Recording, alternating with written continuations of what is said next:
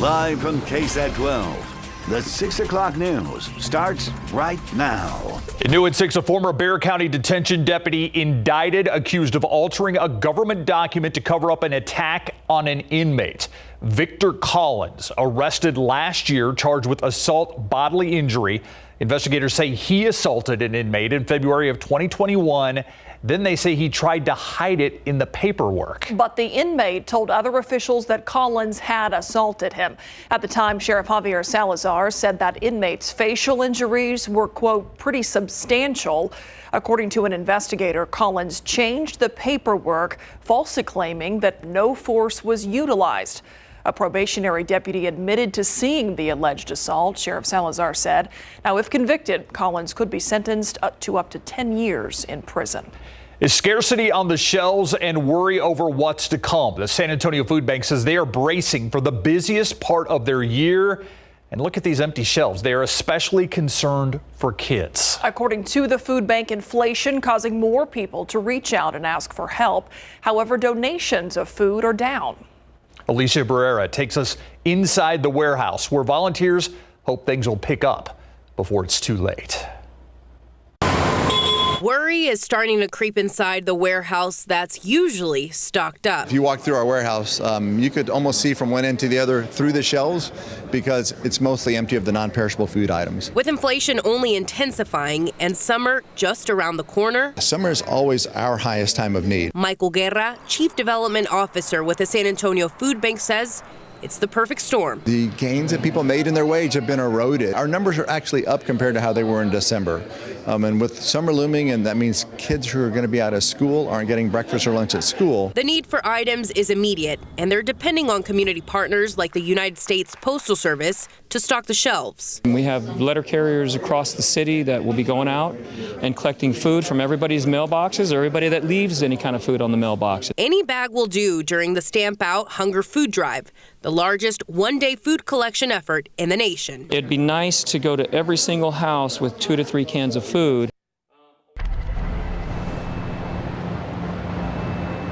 So some of the more immediate items that are needed at this time include peanut butter, jelly, rice, and beans, but exactly how much of that is needed to fill these shelves? A lot. We're talking about 4 million pounds of food. And if you can't really picture that, let's put it in more simple terms. About 118 wheelers stocked up, or $7 million worth of food is needed. So what you can do by Saturday, May 14th, you want to leave a few canned items in your mailbox or come here to the San Antonio Food Bank and drop off your donations. Reporting live, Alicia Barrera, KSAT 12 News. Need is great. Thank you, Alicia. Well, other top stories at 6. The Spurs have preliminarily gotten approval to play 4 of their 41 regular season home games next season away from their home court, the AT&T Center. Spurs Sports and Entertainment wants to double the 2 home games per season the team's allowed to play outside of the county-owned arena, hoping to play in Mexico, the Alamo Dome, and Austin in what they've painted as a way to grow the regional fan base of the Spurs. Commissioners approved the plan this afternoon, but only for 1 season for now instead of the 2 the Spurs wanted. Commissioners will vote on whether to give final approval in 2 weeks. And speaking after the vote to the organization's chief legal officer, Judge Nelson Wolf noted Spurs ownership and top management didn't show up at today's meeting to reassure them about the franchise's future in San Antonio. Judge, just so you know, when you come back, we want to hear exactly what they're going to say and what they're saying. And if it's our agreements with them, not with you, but with the owners of this thing, they ought to be here. The 3-2 split vote by Commissioners Court, not a good sign, Wolf told the Spurs legal counsel, and showed that there is a, quote, lot of concern about just what the heck you're doing, end quote. Protesters gathering right now in front of the federal courthouse downtown following the leaked draft opinion from the Supreme Court. This is a live look from Sky 12. The court's ruling on an abortion case wasn't expected for a couple more months, but now with this leak, it's suggesting that the High Court is set to overturn the landmark 1973 Roe v. Wade case. That's the case that legalized abortion in the United States. Supreme Court Chief Justice John Roberts confirmed the authenticity of the leaked document, calling it an egregious breach of trust. He said that no final decision had been reached by the court, but the leak had sparked concerns with abortion rights advocates that the end of a woman's right to choose could be looming. Now, in all the conversations today about this Supreme Court leak, you've likely heard about trigger laws. 13 states have them, including Texas. So what are these and how do they work in this case? We thought that needed some explanation.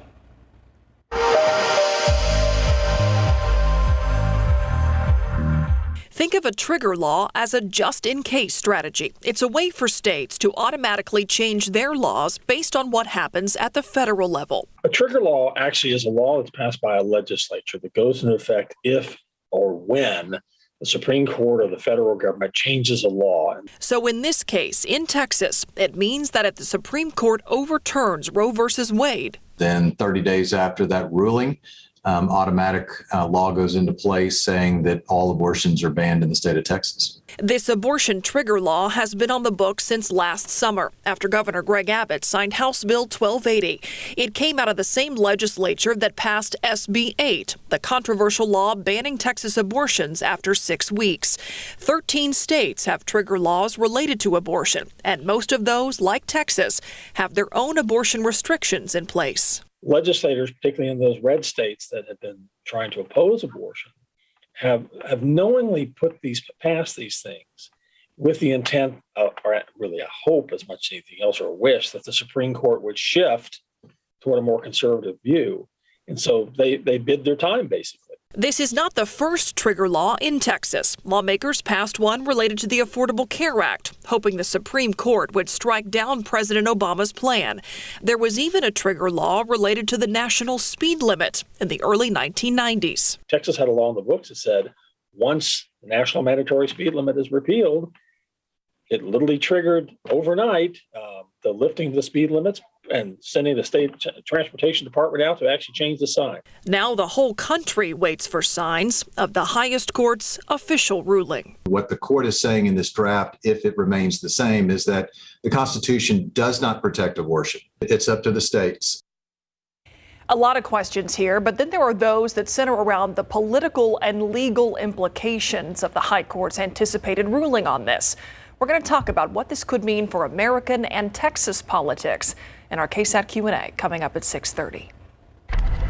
New at 6, a woman behind bars in Kerr County after deputies say they caught her with drugs, stolen IDs, and credit cards. According to the Kerr County Sheriff's Office, 41-year-old Thao Lee Nguyen was arrested during a traffic stop near mile marker 493 on I-10. When deputies searched her vehicle, they found a glass pipe and 31 grams of methamphetamine. Deputies also found 24 state IDs as well as 34 credit and debit cards that did not belong to her. During the investigation, she admitted to using the fake IDs to set up business accounts and impersonate people for financial gain. Nguyen booked into the Kerr County Jail on a $105,000 bond. New at 6, what started as seemingly normal symptoms turned into a case of hepatitis for a local child. Doctors are taking a closer look, comparing it to clusters of hepatitis being studied nationwide and worldwide.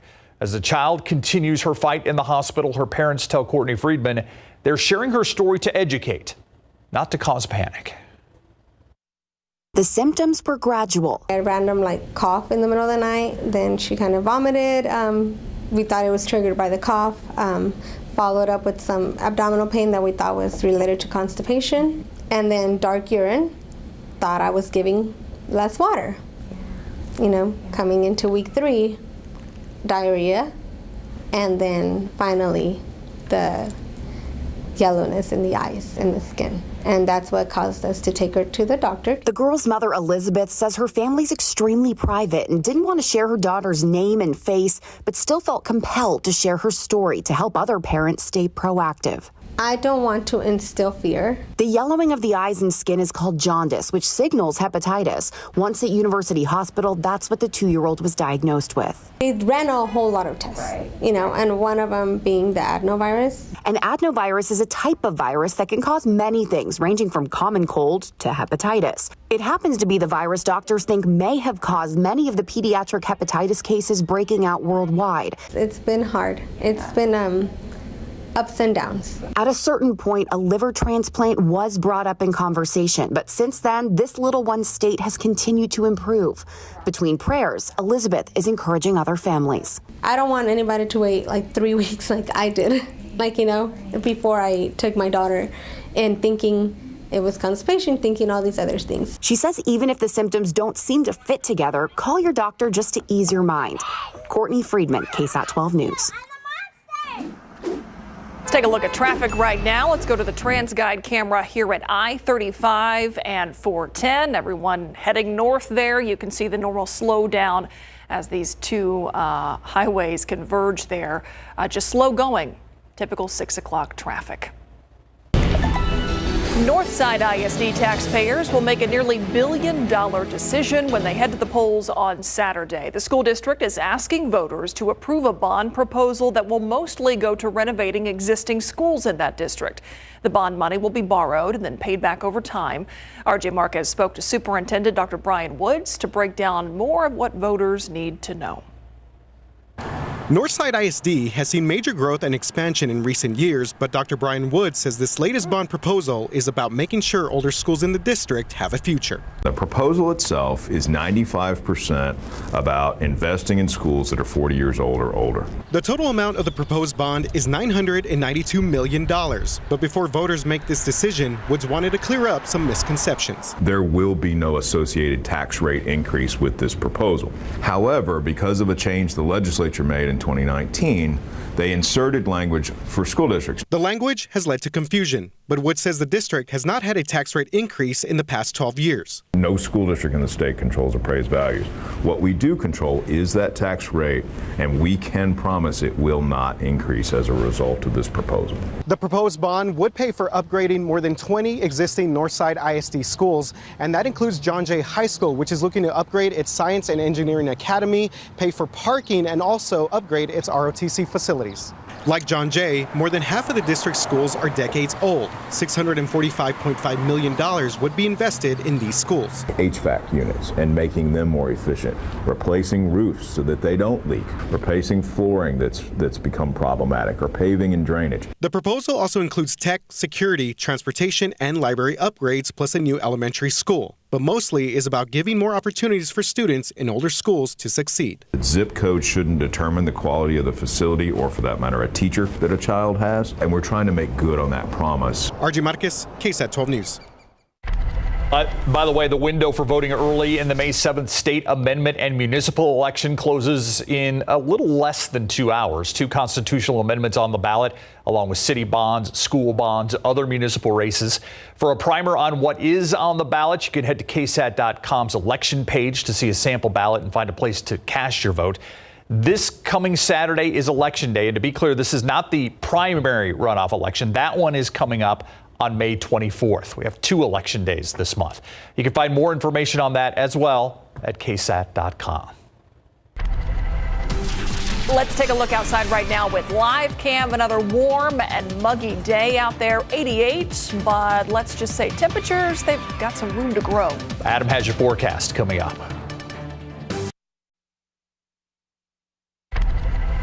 I'm Stefania Jimenez, and here's what we're working on for you tonight on the Night Beat. A violent attack on a high school campus. What school officials say led up to a student's assault on a classmate. The defenders explain what happened after the attacker returned to school and why this was not a one-time problem. Also, ending attacks on essential items, the legislation that one state lawmaker is fighting for, and how it impacts women and families. Those stories and a lot more tonight on the Night Beat. Thank you, Stephanie. All right, we've been talking a lot about the heat coming back and coming back in a big way over the next few days. I can't believe we're already talking about this. But triple digits, right? I know it's not the earliest. Days away. It's not the earliest we've been talking about this. I'll get into the climatology in just a bit, but let's get right to what we're expecting temperature-wise in the days ahead. You know, tomorrow, Thursday, about 87 to 88, so upper 80s the high temperatures. By Friday, we get to 96, and Saturday, As of now, we're predicting 100 degrees, the high temperature. So let's put it into perspective and take a look at some information here. The average first 100-degree day for San Antonio is about June 30th. And you can see that there. Take that full screen so you can see it nicely. There it is, June 30th. That's the average for first 100-degree day. The earliest first 100-degree day, February 21st, 1996. And the latest first 100-degree day was actually last year, September 6th. It took us all the way to September, early September, to hit 100 degrees. I do want to point out there have been 23 years on record where we have not hit 100, and the most recent being back in 2007. Take a look at the temperature difference across the state right now. You can see there's some cooler air to the north. Dallas at 63, Abilene 70, Lubbock 73. There's a stalled boundary to the north of us. That was a cold front pushing southward. Now it's decided to stall out and not move any farther south, so it's not going to be impacting our temperatures going forward here. We're 90 in LaGrange, 90 in Pleasanton. Meanwhile, 85 Uvalde, 79 under the clouds at Rock Springs, and 81 Kerrville and Fredericksburg, where the clouds have really held tight, particularly in the hill country. Temperatures, of course, being a little bit lower. Stinson, meanwhile, 91 and officially 86 at the airport in town, along with Helotes. Now, tomorrow morning, low to mid 70s, so a bit muggy out there. Some little patches of drizzle and a few sprinkles, low clouds, low to mid 70s. By the afternoon tomorrow, back up near 90 degrees. Castroville, Port SA 91, Seguin 90, along with Gonzales, and then about 87 for the high temperature in Comfort. And as I mentioned before, by Saturday, Sunday, we're right around that 100-degree mark, and that's record challenging territory. All right, let's talk rain and storm chances. What we're watching is this activity off to the west. We've been anticipating this development over the mountains of Mexico, and it's drift eastward in the coming hours. And I do think some of this will make it to some of our border communities. Valverde County, Kinney County, Maverick County. I anticipate close to the Rio Grande a few showers and thunderstorms, leftovers of that activity, and the potential for a rogue severe storm, but we don't expect them to make it far to the east. And our futurecast indicates that weakening. By midnight, that action pretty much over with. Low clouds building back in locally. And then early tomorrow morning for the morning commute, probably a little bit of drizzle and a few sprinkles. And even our futurecast is indicating that here with these little green dots on the screen. So just basically more of the same tomorrow morning. It'll look like it could really rain, but really, we'll just get some spritzes and sprinkles, and that's about it. Nothing very meaningful. So this evening, 8, 9, 10 o'clock, some border storms possible. Otherwise, partly cloudy, southeasterly wind at 5 to 15. After midnight, some patchy drizzle. That'll be the case at 7 a.m. Here's your KSAT 12-hour forecast. Few sprinkles here and there. For the first part of the day, that is. By the noon hour, 80 degrees, still cloudy, and then we start to break out into the sunshine by about 3, 4 p.m., making it to about 88, the high temperature. And I do want to point out, it's going to be windy tomorrow. We'll have some gusts up to 30 miles per hour, so you're going to notice that muggy wind off the Gulf of Mexico. Thursday, a slightly better chance of some storms. We give it 30%, so slightly better coverage. 87 the high, and nothing but sunshine and heat into the weekend.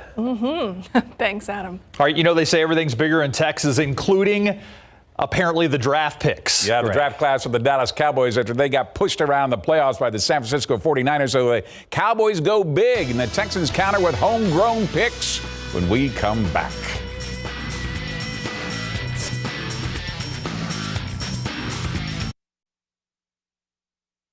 Pro football coverage, powered by Davis Law Firm. One of the things that stands out in the 2022 NFL Draft of the Dallas Cowboys is size. It started with their first pick at number 24 with offensive lineman Tyler Smith, who checks in at 6'3", 325 pounds.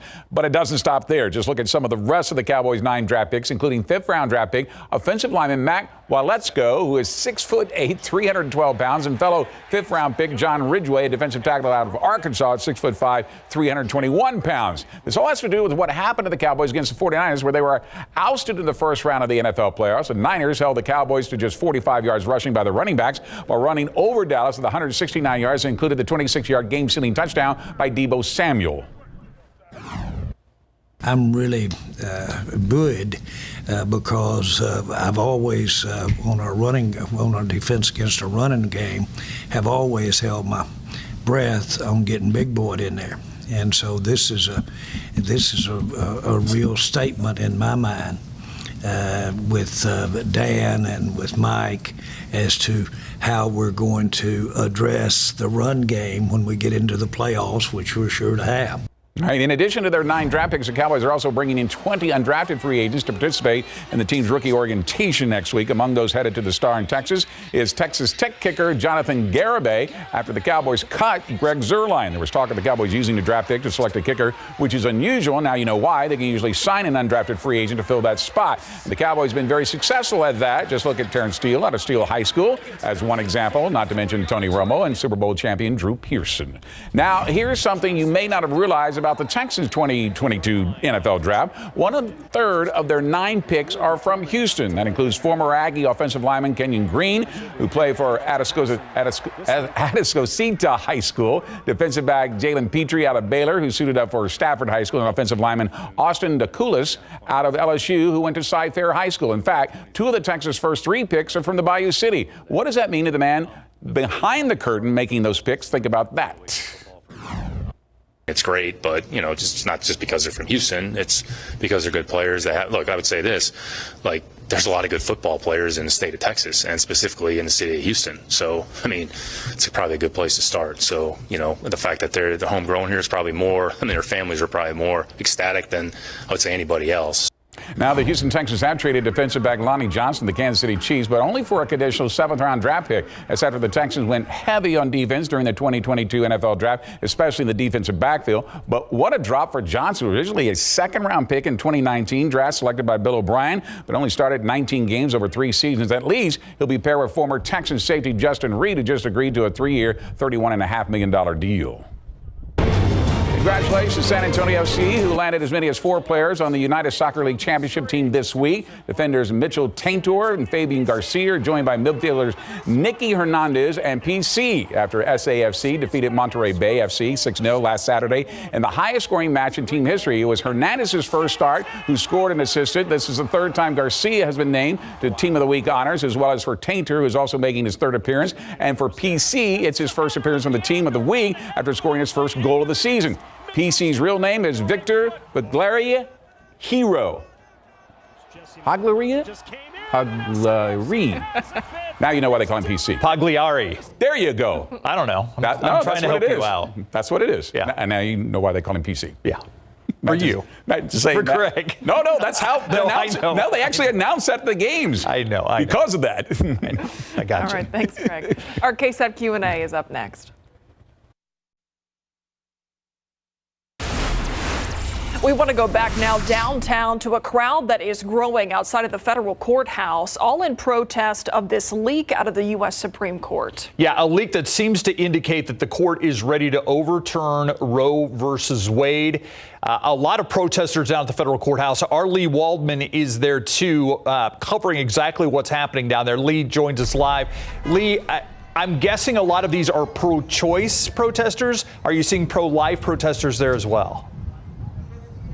At this point, we aren't seeing any counter-protesters, any pro-life protesters out here. Everyone here seems to be pro-choice. I'm going to move out of the way so you can get a better view of, I would say, a crowd of easily 200 people. Now, you might hear some cars honking their horns in support as they drive past the new federal courthouse here on Nueva Street. But it's lots of signs that say, stop the war on women, abortion rights, our health care rights.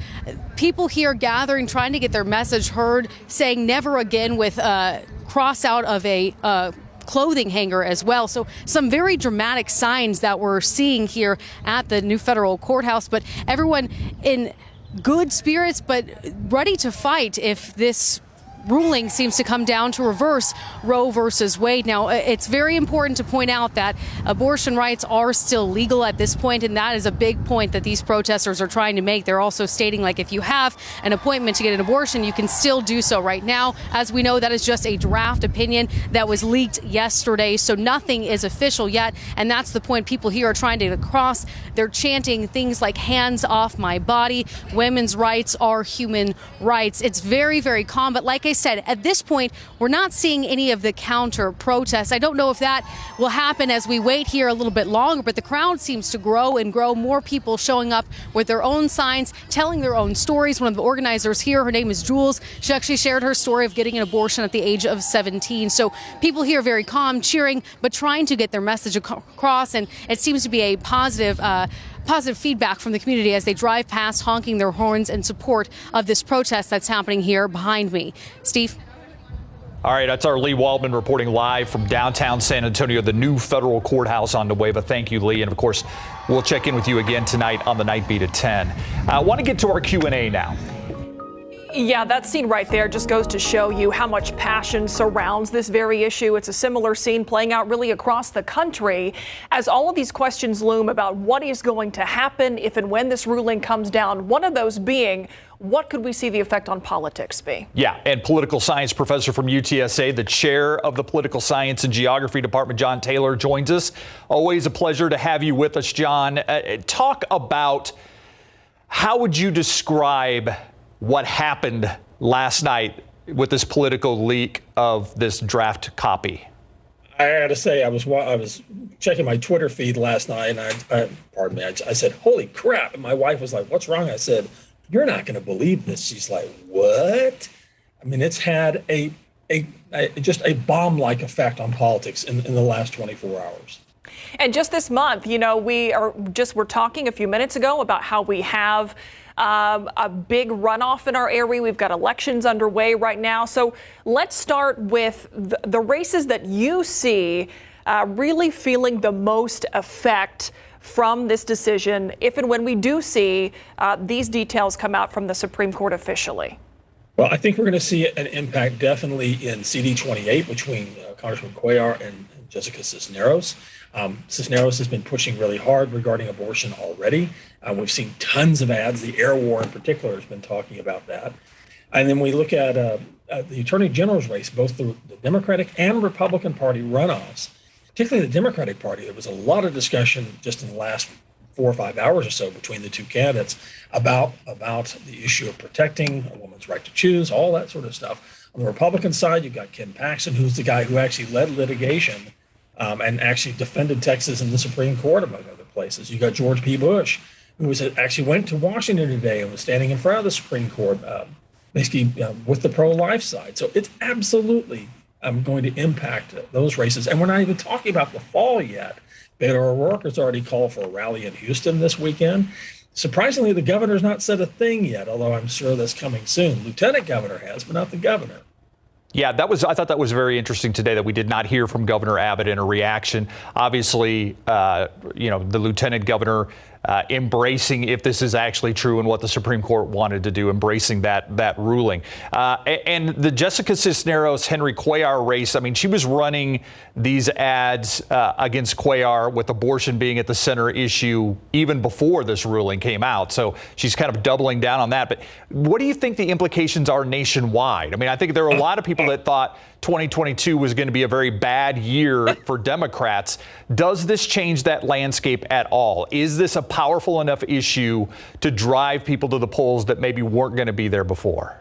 I think it's a wake-up call to Democrats in particular, the Democrats, especially in the midterm election, where they may have been complacent. They may have been thinking already, oh, it's going to be a bad year for us. Biden has, not very good approval ratings and such.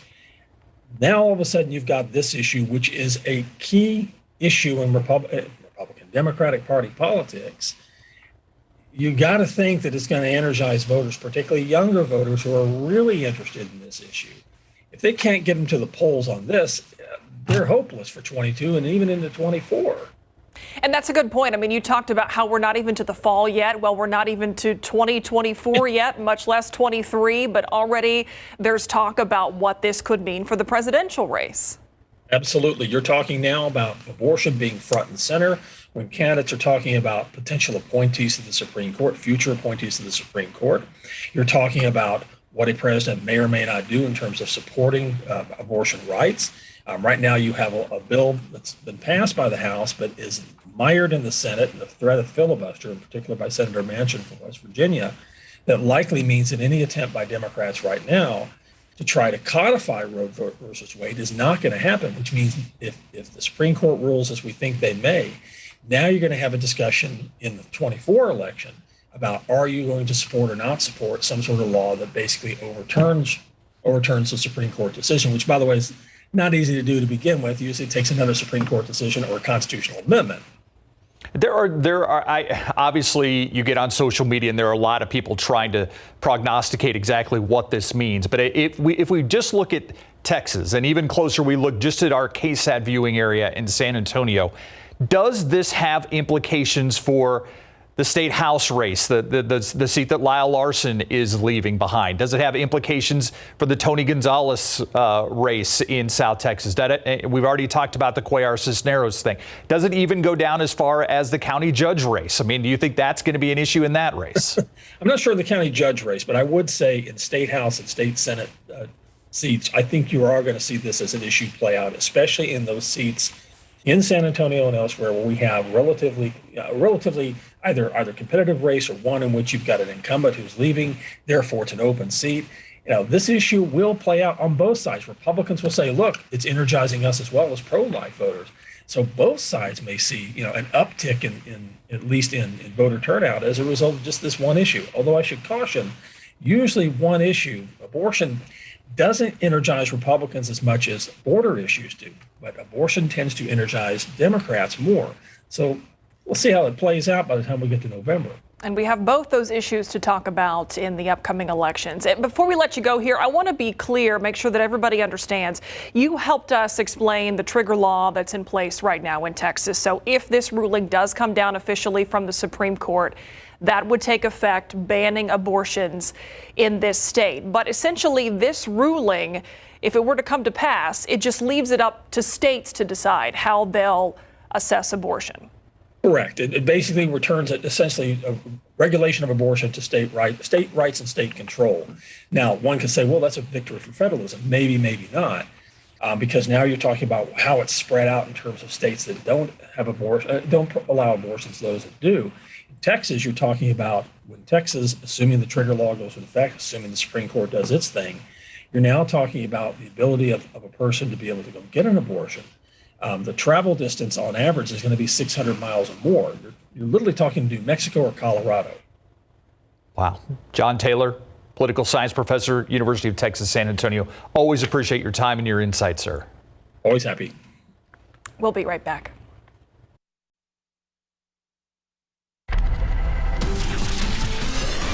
Let's take a look outside right now. Got some breaks in the clouds, a little bit of sunshine out there. We are bracing for this warm-up, Adam.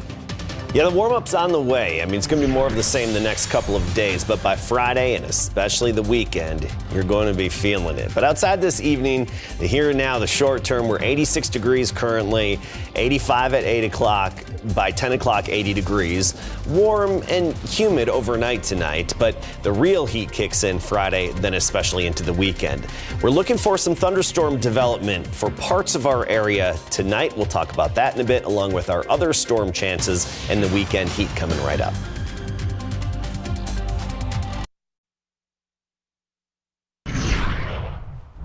All right, yes, we got this warm up to talk about, but when you got this really muggy air out there, that's what you always say we need for some rain. It always, I always think it's too soon for 100 degrees, but it doesn't really matter what the calendar says. I would always think it's too soon for 100 degree temperatures. Yeah, I mean, the earliest first 100 degree day was February. Yeah. Right? That's when that came. So it's not, I mean, the average is the end of June / early July around here.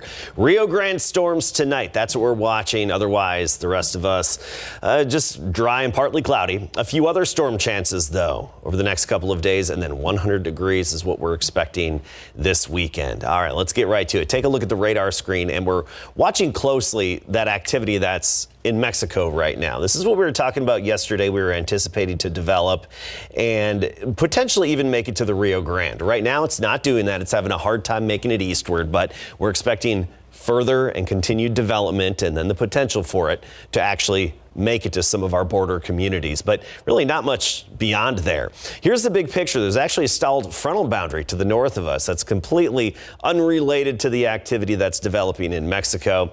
There have been a few thunderstorms along this front, but not a whole lot of action associated with it overall. See, just northwest of Austin earlier this afternoon, a storm briefly flared up and then fizzled out. And that boundary has stalled to the north of us, so it's not going to be changing our temperatures at all. Here's our future cast. Those thunderstorms in Mexico likely to skim parts of the Rio Grande and our border communities over the coming hours and really just weaken there, not making it far eastward at all. So don't anticipate anything even remotely near San Antonio. But then later tonight and first thing tomorrow, that nuisance drizzle and the nuisance sprinkles that we've been having so often in the morning hours from this weekend to this week. Just a few little damp spots here and there, but really nothing to make a difference in the drought. And by the afternoon tomorrow, a few breaks in the clouds. Also a slight chance of a rogue storm, about a 10% chance, but better chances as we get into Thursday. So let's get this future cast into Thursday. Even early morning before sunrise, we could see a few showers and thunderstorms pop up. And then again into the afternoon as a cold front drops in, we elevate those storm chances just a little bit more. I mean, we're talking 30%, so not exactly the most widespread coverage, but a few pop-up thunder showers here and there, especially along that cold front in the afternoon. And where we happen to see them develop, they could become strong to severe. That's the key. So, of course, we'll be watching them closely. But you look at the percentages. Tomorrow, 10%. Tomorrow night, 20%. Thursday, up to 30% chances. And then dry Friday through the weekend. Right now, we're at 86 with that dew point of 70. And I want to point out something. You look at our live cam, you see some puffy clouds, but also these high clouds overhead. There's a bit of layering to the clouds. Those high clouds, that's actually the blow-off high clouds from the thunderstorms in Mexico right now. So there's that boundary to the north of us. You look at the temperatures. You go to Dallas at 63, Abilene at 70, Oklahoma City at 60, Springfield, Missouri at 52 right now. So clearly some cooler air behind that front. It's just not going to be making it this far south, and it's not going to affect our temperatures at all. Eagle Pass, Carrizo Springs, 88, along with New Braunfels. Kennedy right now at 84. And for the most part, we're in the upper 80s, with the exception of the hill country, where the clouds have really held tight throughout the day today. Didn't see many breaks in the clouds, so Los Maples now at 79 and Bandera at only 83 degrees. By tomorrow morning, low to mid 70s to start the day. You'll feel that stickiness, the mugginess in the air, the low clouds, but just a few sprinkles to show for those clouds. And then by the afternoon, breaking into some sunshine, right around 90 degrees, about 87 Helotes, 90 Converse, 92 in Poteet, and 86 Bernie and Bulverde. So here's your KSAT 12-hour forecast. Another gray start to the day. Most of the day will be gray, even by the noon hour, just like today. Still low clouds, a quick sprinkle here or there, but nothing to really get in the way of any outdoor jobs if you're working outside or if you have any outdoor plans. And then we get into the afternoon, the 10% chance of a storm, up to 88 degrees, the high temperature, and a little windy tomorrow. I want to point that out. We'll have some gusts up to 30 miles per hour out of the southeast, so plan for a bit of a breeze. Friday, 96, Saturday, Sunday, nothing but sunshine. Right up near triple digits. By the way, the record on Saturday is 101, so we're talking record challenging territory here. All right. Thanks, Adam. I'm not going to celebrate it. In case you missed it, coming up next.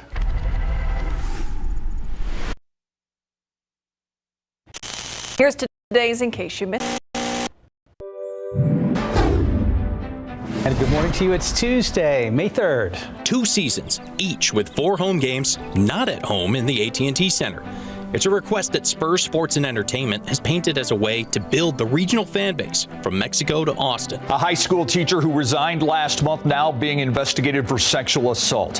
Here's what we know at this hour. According to Schertz police, the teacher, who we are not naming because he hasn't been formally charged, used to work at Clemens High School. He was reported for sexual assault on February 25th, placed on administrative leave 3 days later.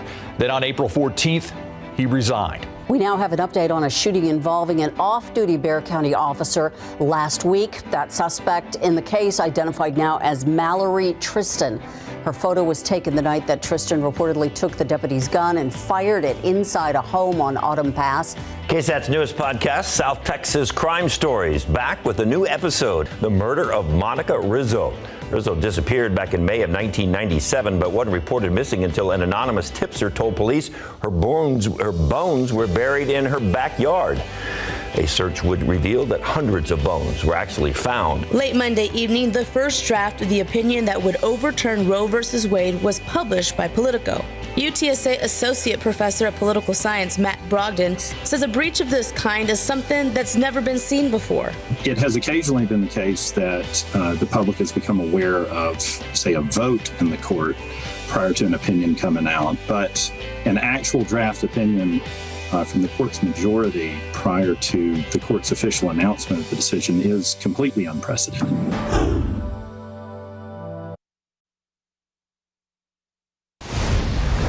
News around America now. It's looking more and more likely that getting a yearly COVID-19 booster could become routine, like getting a flu shot. Top officials with the Food and Drug Administration say the U.S. might need to update its COVID vaccines every year. In a report published in the journal JAMA, the officials said the widespread global presence of the virus that causes COVID-19 is the new normal. Researchers also said getting a new updated COVID booster every fall could save lives and help minimize societal disruptions. All right, there's that temperature forecast. Upper 80s near 90 Wednesday and Thursday. By Friday, mid-90s. Saturday and Sunday, right near 100. That's record challenging territory there. And as for storm chances, 10% tomorrow afternoon, up to 30% on Thursday. All right, thanks, Adam. And thank you for watching. We'll see you on the Night Beat at 10.